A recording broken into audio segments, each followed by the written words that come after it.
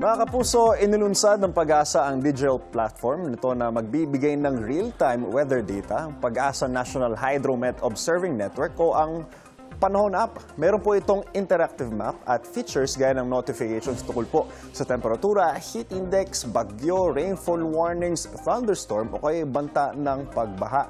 Mga kapuso, may 5 tabs po kung makita nyo dito sa ating screen.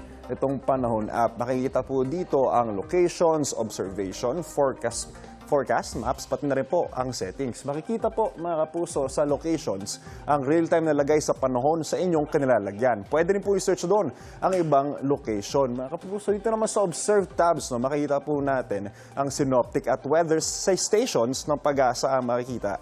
Sa observation tab nga po. Excuse me po. Kung gusto nyo po ng weather forecast na agad-agaran na sakto sa inyong lokasyon, ay diretso na po tayo sa forecast tab. Mababasa po rito yung tsansa at dami ng ulan, heat index, kapatid na rin po yung 5-day forecast sa inyong mga lugar. Tampok din po sa Panahon App ang satellite image at mapa ng ating bansa.